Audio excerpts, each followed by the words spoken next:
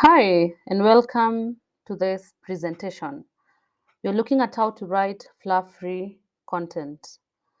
And instead of writing content that has fluff, you're going to write quality content. And this is a creative way to write sharp, precise, and high quality content. I'm going to be as basic and as simple as I can be so that you understand it. And if you have any question at the end of the presentation, please let me know. So, how should your writing be? It should be professional, sharp, clear, and precise. Have you read a piece of content and you're so immersed in what has been written that you lose count of time? You're not sure, oh, been reading 1,000 words or something. That is what I'm talking about. Content that resonates with the reader, content that flows well, content that is engaging, content that is such kind of good content. And before we can look at how to avoid fluff, how to write great content, I want us to understand what we mean by fluff. Maybe a client of yours or prospective client told you your content is fluffy, or you have low quality content, or you have filler material. What they mean? So fluff or filler material is any content or words that do not add value to the reader. In other words, you can omit them and the sentence or paragraph will still make sense. An example is very hungry, very tired, etc. You could say hungry, tired, or you can use one word instead of these two words. And we'll look at more on this as the lesson progresses. Now, before we go to the details, I want us to start with a small exercise. You listen carefully to these two statements. The first one, after attending a very important meeting with a person who wanted to be my business partner, I got home very tired. Vis-a-vis, after a crucial meeting with a prospective business partner, I got home exhausted. Which one do you like and why? I guess the second one. It's precise, it's direct to the point, and it's just you don't get, it's not a mouthful as you're reading it. And that is what we mean by removing anything that is not necessary. This is something that you perfect with time. Do not over process it as you begin, but when you're conscious of what you need to do, you're better positioned to having a better outcome than if you're not sure what fluff is and what you can do to avoid it. Okay, now let's go to this. Number one is to have a plan. Most of the time, to be given a headline or just a keyword phrase. Whatever you're given, take your time to do your research and to brainstorm. What I mean by research is if you have been given this keyword phrase, freelance writing, and you have to come up with a headline, the introduction, the body paragraphs, and the conclusion, do your research. What have other people in that specific industry or niche published on that specific keyword? What can you take home? What have you noted? What are the similarities? What are the differences? What can you include? What content gaps are there? Okay. And then as you do your research, you're taking note of the major points, which maybe will form your major headlines, sorry, your major subheadings, your H2s that is, and then maybe H3s and all that. So with all that research and what you're going to find about as you read, as you study, as you learn, you're going to create an outline. You're going to have links to where you're going to source your content. You're going to provide a context to your writing. And this helps you, number one, have a sense of direction. This is where my content starts and this is where it ends. It also provides a context for your writing. You don't get out of topic. So have a very clear plan from the word go. And this means you also need to plan your time. If you have 24 hours to write this, do not wait until you have 2 hours. You would say, maybe I'm an adrenaline junkie. I write best when I have very short deadline. I don't think that applies. Take your time, do your research, have enough time to write, have enough time to proofread, have enough time to edit, have enough time to do another round of proofreading and refining your copy or your content. So have a plan. How much time will this take me? And then allocate enough time. All right, we together, we good. Number 2, we should reduce the usage of adverbs. For example, the nutritionist recommended taking a balanced diet religiously. Vis-a-vis, the nutritionist recommended a balanced diet. Can you see the difference? Can you spot the difference? You can omit the word religiously, you can omit the word taking, and the sentence will make perfect sense. That is what I mean. Some of these adverbs do not make sense. Of course, there are situations where you need that emphasis, but most of the time, you do not need them. When you say recommended you take a balanced diet, you take a balanced diet religiously, you still can omit that one. That's what I mean. So once you're done with your writing, you can go Control F and find those adverbs. Look for ly. Where have you used them? Can you do away with them? Can you omit it? Read your sentence loudly. Will you need it? No. Yes. Then you make the necessary changes. Number 3 is to avoid passive voice. Passive voice, in very simple way, the goat was hit by the car. The car hit the goat. So the first one is passive voice. The second one, the car hit the goat, is the active voice. And that is what you're encouraged to use in your writing. I understand there are situations where passive voice is the only way you can communicate. Maybe a research was done by a group of people from Medihill Hospital and you do not have the specific name. So you could say a research by this hospital. It makes more sense that way, but um, try to be very conscious, try to be conscious of it so that you can avoid it. There are situations you have to use passive voice, I understand, but there are situations passive voice is not the best way and you can change it to active voice and the sentence is better. The content is better. I mean your writing is sharper that way when you use active voice. All right. Now, to our number 4 is to be specific in your writing. Example, while driving home, I stopped at my favorite joint to take a snack. Vis-a-vis, while driving home, I stopped at KFC for some fries. The first example, that one, we're saying we're driving home, there is a joint somewhere, there is a snack, right? So we do not know. The second one, we have KFC, we have some fries. So try to be specific. This is a very basic example, but there are situations where that comes out so loudly. So if you try to, can I make it more specific?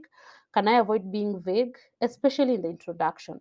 I see that most of the time in the introduction, you're writing about how to deal with cancer or how to live with cancer. Then you start a statement with something like cancer is among the major causes of death in the world.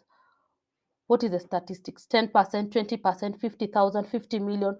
Provide details, provide numbers where possible. Be very specific. If you're talking about there's a book, there's this, try to be specific in your content. Example number 2, and the other example, 2 of them, many marriages in the world end up in divorce, vis-a-vis 30% of marriages end in divorce. So which one are we talking about? Which one is better? The second one, 30% of marriages end in divorce. And I was reading somewhere, when you provide numbers, your content is more credible. Because when you say many marriages, I mean, that's vague and the credibility is lower. And if you have enough content with being vague and vague and vague and not specific, and another person, the only differing thing is one person is specific, the other one is not specific. That alone can help in terms of ranking and credibility of your content. And people love numbers. Google loves numbers as well. And with the statistics, you're also able to provide external links to where the research was done or where you got that number from. So be specific. Do not be vague. Do not be general. Be specific as much as you can. Okay, number 5 is to avoid something we call redundant phrases. Do you know those statements that do not make sense? Yes. I once saw someone write something about water. I think it was about water filtration or something. And then their opening statement was water is life. Of course, it's true, but who doesn't know that? Okay, so you don't need it there. Something better would have been 20%, according to World Health Organization, only 20% of people in the world have access to clean water.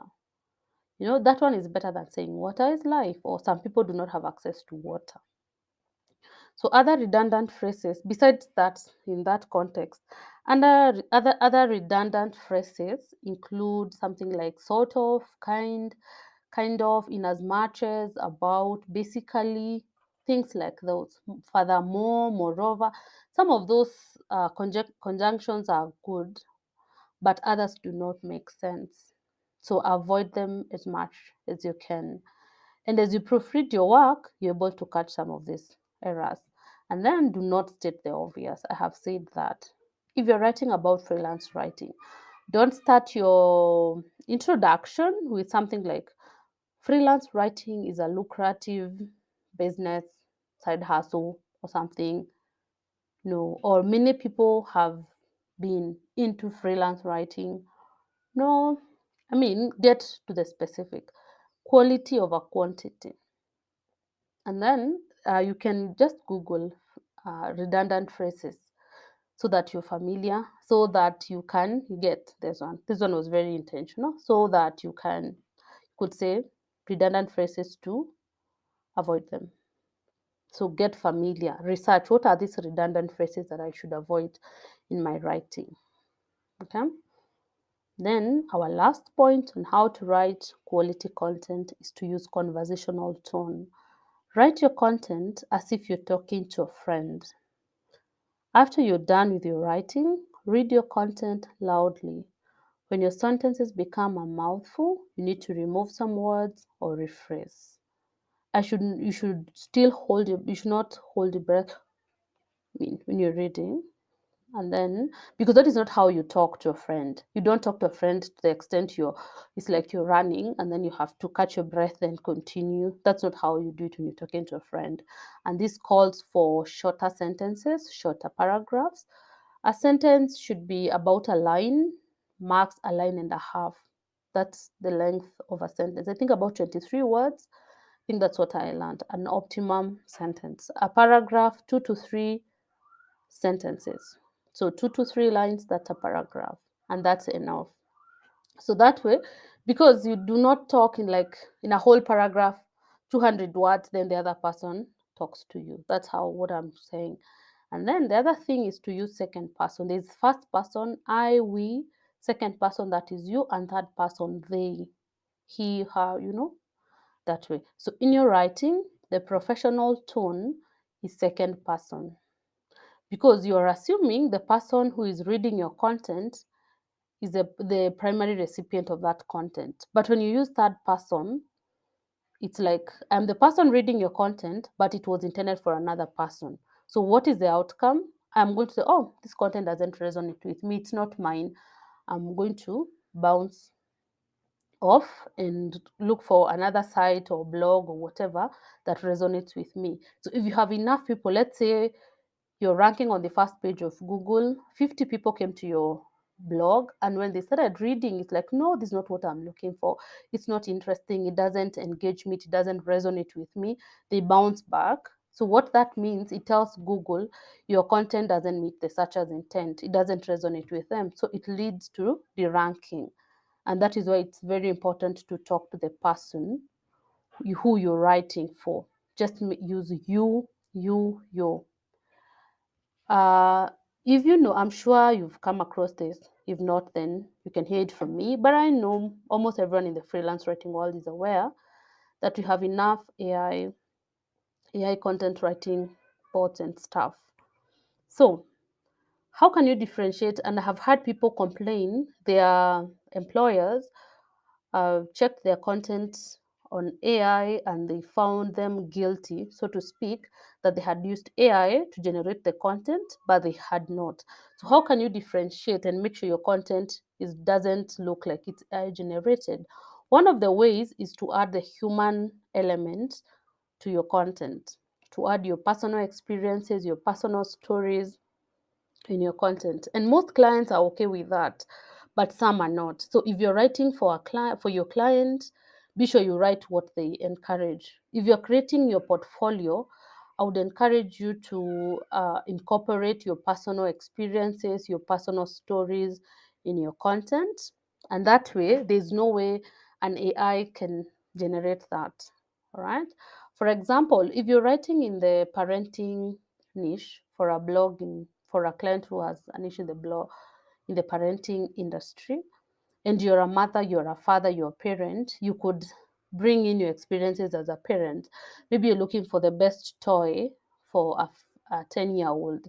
So you'd maybe share a story. When buying a toy for my 9-year-old daughter, I realized color was important to her. And from that day forward, I decided to involve her before buying a toy for her.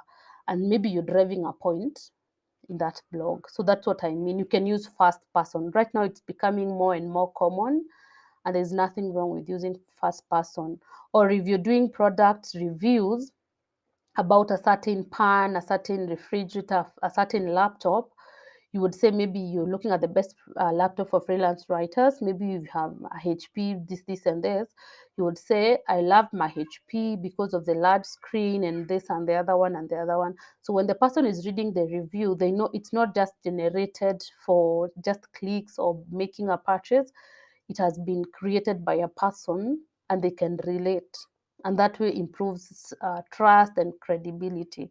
So use a tone that is friendly, that is human. Let the people know you're talking to another human being. And that also simplifies your writing and it makes it captivating. All right. Now, my final take home is this. If you can say it in 2 words, don't use five. If you can say it in 1 word, don't use two. I mean, be very genuine with your writing. Don't waste anyone's time. Quality over quantity. 1 word, fine. 2 words, fine. It's not the quantity of words, but the quality of words. Number two, proofread and edit ruthlessly. You want your pin to be so refined, so refined. So take your time. After you're done writing your content, take a break. Go do something else unrelated. Take a walk, work out, cook. I mean, chat with a friend, do whatever, do some cleaning up, then come back to your piece. At least 30 minutes. Don't just complete your work, writing, and then edit immediately. I was reading somewhere, if you edit your work immediately after finishing, you're not reading what you've written. You're reading what is in your mind. It's still fresh in your mind. So, to avoid that, make sure you take a break after your writing before you come editing. And the final thing is to research. I'm trying to re-emphasize our first point of planning. Research extensively. If you take your time to research different blogs, watch a YouTube video, look at community, maybe Reddit, Twitter, LinkedIn, Facebook, and just get an idea of what you're writing about, you'll have so much content that you not need to repeat yourself. Because one of the causes of fluff is repetition. I mean, someone who says something repeatedly, the first point and the second point are almost the same, said in different words. So take your time to do your research. And this comes back to planning. And something else I would love to say at this point is if you're a freelance writer, maybe you're just a newbie, you're starting your journey, as early as now, try to find your client avatar. What I mean by that is who are you targeting and what problems are you going to solve for them? What services are you bringing? What solutions are you bringing on board? And then reach out to your specific clients and do not be afraid of charging high rates. If your quality is good, then you should be paid for it. Because one of the reasons people write fluffy content is because they want to write so much in a day so that they can get enough money. And because the pay is very low, you cannot sustain yourself by just writing 500 words. So you need to write so much and produce a lot of content. So I would encourage you to look for high paying clients such that they give you enough time to research and write, and then you're paid for that. Okay. But this is a journey you begin and you continue refining and making things better. And that's it for now. Thank you for watching.